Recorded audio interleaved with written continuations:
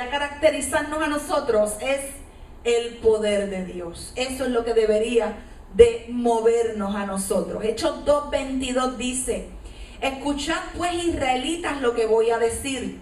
Como bien sabéis, Jesús de Nazaret fue un hombre a quien Dios acreditó ante vosotros, haciendo por medio de él grandes maravillas, milagros y señales. Mira lo que está diciendo el siervo de Dios acerca de Jesucristo, que Dios acreditó a Cristo por el dunamis que operaba en él. Dios acreditó a Jesucristo y los demás supieron que era un enviado de Dios por las grandes maravillas, por los milagros y por las señales que hacía. Entonces, la manifestación de los dones espirituales nos acreditan, aprueban y confirman como enviados de Dios. ¿Oíste? La manifestación, el que un don se manifieste en ti. No es que tú tengas un don. Tú puedes tener un don y morirte con él y jamás haberse manifestado en tu vida. Porque los dones se manifiestan conforme a la medida de la fe. ¿Ok? Si tú profetizas, tú tienes que profetizar conforme a la medida de fe. Entonces las medidas es algo que puede ir ¿en qué? En aumento, en aumento. Conforme a como tú te vas atreviendo, conforme a como tú vas siendo fiel, esa medida, ese don va a ir en aumento. Si al principio Dios te usó sanando dolores de cabeza, esos dolores de cabecita bobo, y Dios te usó sanando ese dolor de cabecita bobo, y tú te atreviste a ir a orar por la gente, y tú, el que decía que tenía un dolor de cabecita bobo, tú ibas y orabas por él. El día que te encuentres con uno con un tumor en el cerebro, tú vas a tener una medida de fe tan grande que para ti va a ser lo mismo el dolor de cabecita bobo que el tumor en la cabeza. ¿Tú entiendes eso? Tenemos que crecer en fe.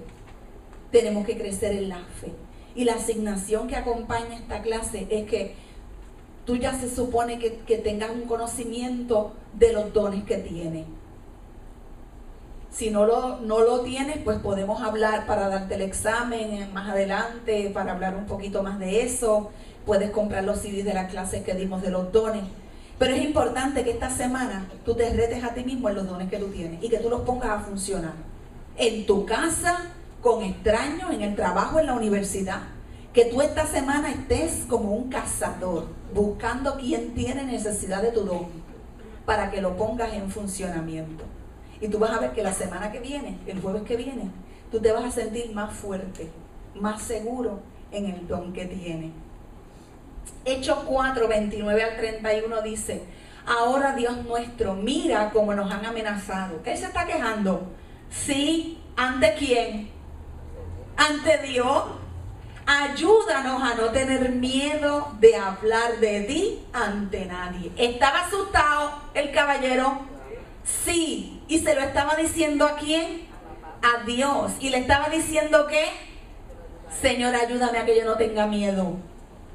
Entonces le podemos decir eso al Señor. Señor, ayúdame a que yo no esté asustado. Ayúdame a que yo se lo pueda decir. Ayúdanos a sanar a los enfermos. Mira lo que ellos querían hacer. Estaba asustado de orar por los enfermos, pero después que oró al Señor, Él se iba a atrever a hacerlo. Ayúdanos a sanar a los enfermos y a hacer milagros y señales maravillosas. Así harás que la gente vea el poder de tu siervo Jesús, a quien elegiste. Mira lo que este hombre está diciendo. Señor, yo quiero que la gente no me vea a mí. Yo quiero que la gente vea a Cristo. Yo quiero atreverme a hacer esto, Señor, para que la gente vea a Cristo. Para que la gente sepa que Cristo no se murió. Para que la gente sepa que Cristo no está en una tumba. Para que la gente sepa que Cristo resucitó. Para que la gente sepa que Cristo está vivo. Señor, ayúdame a orar por los enfermos para que sean sanados. ¿Entiende? Señor, para que la gente sepa que Cristo resucitó, que se me quite el susto de ministrar a otro. Pídeselo a Dios por eso. Señor, para traer gloria al nombre de Cristo. Para traer gloria al nombre de Cristo. Cuando terminaron de orar, tembló el lugar donde estaban reunidos y todos ellos quedaron llenos del Espíritu Santo. A partir de ese momento, todos hablaban sin temor acerca de Jesús. Y es que cuando tus intenciones son realmente traer gloria al nombre de Cristo, esa oración Dios te la va a contestar inmediatamente. El problema es que muchas veces queremos los dones para traer gloria a nosotros mismos. Y como queremos traer gloria para nosotros mismos, quizás no nos sentimos con la fe suficiente para ministrar en ellos. Pero cuando tu intención es la correcta, que es traer gloria al nombre de Cristo, Dios te va a quitar el miedo inmediatamente y te vas a atrever a hacerlo. Lucas 7, 20 al 23. Cuando los hombres fueron a él, a Jesucristo, le dijeron: Juan el Bautista nos envió a ti diciendo, ¿eres tú el que viene o hemos de aguardar a otro? Y en aquella hora sanó a muchos de enfermedades y dolencias y de espíritus malignos, y concedió la vista a muchos ciegos. Y respondiendo les dijo: Id, informad a Juan lo que viste y oíste. Los ciegos ven, los cojos andan, los leprosos son limpiados, los sordos oyen, los muertos son resucitados y los pobres son evangelizados. Y bienaventurado es cualquiera que no se escandalice de mí. ¿Cómo nosotros podemos demostrarle al mundo que Jesucristo es el Mesías? El pueblo de Israel todavía está esperando al Mesías.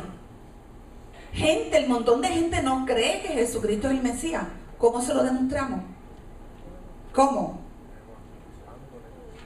Ministrando en el dunamis de Dios. Ministrando en el poder de Dios. Así le demostramos a otros que Jesucristo es el Mesías. Sanando los enfermos, sanando las dolencias, reprendiendo los demonios, trayendo sanidad. ¿Qué fue? Esa era la iglesia. Eso que estaba allí era esa iglesia del principio, esa iglesia de esos primeros 300 años. Esa iglesia que creció escuchando testimonios de milagros, de portentos. Esa iglesia que era perseguida. Esa iglesia que algunos los mataban, que algunos los laceraban, los crucificaban, los quemaban. Pero mientras más los perseguían, más aumentaba la fe de ellos. ¿Qué pasó en el año 313? Bueno, el diablo se dio cuenta que mientras más perseguía a los cristianos, más los cristianos seguían. Aumentaban. Que mientras más los mataba, más se multiplicaban. Que mientras más los perseguía, más el poder de Dios se manifestaba en ellos. Y entonces el diablo tenía que hacer algo para tratar de detener eso, pero ya no de afuera como lo había intentado hacer por 300 años, sino desde adentro. Y entonces pues el emperador vigente en ese momento, que era Constantino, dice que se convirtió, que no se convirtió nada, pero dice que se convirtió y ahora puso el cristianismo como la religión oficial del Estado. El problema es que antes los cristianos que venían a la iglesia eran auténticos. Porque sabía, o sea, tú tienes que estar bien seguro de lo que tú crees, porque puedes saber que un minuto después de tú recibir a Cristo como Salvador te iban a matar. Pues entonces tú no hacías ningún show para decir que eras cristiano. Tú eres cristiano de verdad si de verdad lo eras. Pero ¿qué pasa? Que cuando Constantino dice, el que no sea cristiano yo lo mato, cuanto brujo había, ahora decía que era cristiano. Cuanto pagano había, ahora decía que era cristiano. ¿Y qué ocurrió? Que la iglesia se mezcló con el paganismo. Y cuando la iglesia se mezcló con el paganismo, tuvieron un bebé. Y ese bebé se llama la Santa Iglesia Católica Romana. Apostólica y Romana, mira, me olvidó hasta ese nombre. Wow. Ese fue el bebé. La Iglesia Católica Romana fue el bebé que tuvieron el cristianismo y el paganismo. El testimonio de victoria se enredó con los intereses mundanos y carnales. Se enredó, los intereses de uno se enredaron. Ambición de poder de líderes y supuestos apóstoles, supuestos enviados. Ahora había ambición de poder. Todos querían ser obispos del lugar que más recursos tenía, que era Roma. Todos querían ser obispos de Roma. Y al final el obispo de Roma fue adquiriendo más autoridad sobre los demás obispos porque era el que más recursos tenía, porque era el que estaba en la ciudad. Constantino se va a Constantinopla y deja la capital romana desatendida y asigna al obispo que era de Roma en autoridad. Habían obispos en todos sitios, pero como en Roma había más recursos, el obispo romano tenía más recursos para darle al obispo de Israel, al obispo de Antioquía, al obispo de Éfeso, al obispo de diferentes lugares. Y entonces, amado, cuando tú te sometes a un ser humano para servirlo, te conviertes en esclavo de él. Y al final todos aquellos pueblos fueron haciéndose esclavos del obispo romano, hasta que el obispo romano dijo: yo soy el representante de Cristo en la tierra, que es el papado que nosotros tenemos en este día. Así que ese papado no viene de Pedro, ese papado viene de Constantino. Pérdida de la fe bíblica. Se llenaron de temor de testificar la verdad y se comenzó a predicar un evangelio adulterado. Así que los dones cada vez fueron perdiendo más significación, no para Dios, sino para la gente. La gente cada vez empezó a tener más dependencia en sus recursos que tenían, igualito que en Puerto Rico hoy. Tenían más dependencia en sus recursos, más dependencia en sus propias habilidades, y fueron dejando atrás muchos de estos dones. Mira, yo me apunté 2 veces en mi vida, me apunté en un seminario. En el primero que me apunté, en la primera clase, que estaba llena como esta, el pastor que está dando la clase, que tenía un doctorado en qué sé yo qué cosa, dice, lo primero que dijo: los dones espirituales ya no son necesarios para la iglesia. Los dones espirituales dejaron de funcionar con la iglesia primitiva, ya no son necesarios, partimos de eso. Yo había pagado 25 pesos por esa clase. Hace 20 años atrás 25 pesos era bastante. Entonces yo me paré en ese momento y me fui, porque yo no iba a estar escuchando a un estúpido hablar necedades. La segunda vez fue con otro doctor que dijo, cuando vio mi currículum, me dijo, yo fui a esas varias clases con él, las primeras eran lo más buenas, aunque todos eran pentecostales y yo iba bien maquilladita, ¿verdad? Pero cuando vio el currículum me dijo, la próxima clase es para enseñarle a los pastores a hipnotizar. Entonces yo necesito que, como tú estudiaste psicología, me ayudes con esto. Y yo le dije, mira, yo te voy a decir algo. Un psicólogo sin el Espíritu Santo puede necesitar técnicas de cómo hipnotizar.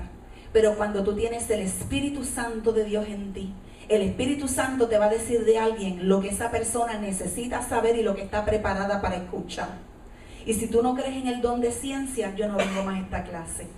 Porque lo que necesitamos saber, los secretos del corazón de alguien, Dios tiene dones para enseñárnoslo.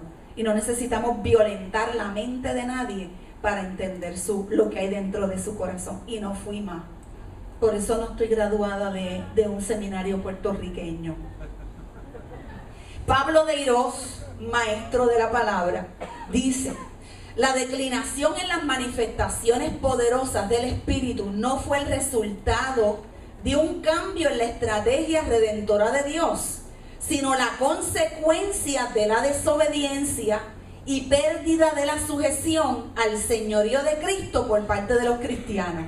O sea que la pérdida de la manifestación de los dones dentro de la iglesia por muchos años no era que Dios no quiso equipar a su pueblo.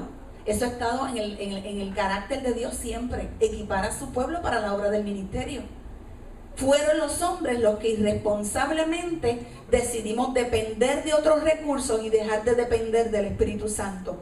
Pero la palabra en Zacarías sigue teniendo la vigencia de hoy. No es por fuerza, no es por habilidades, es por el Espíritu Santo de Dios que podemos hacer cualquier cosa. Los dones, que en griego es carisma o charisma,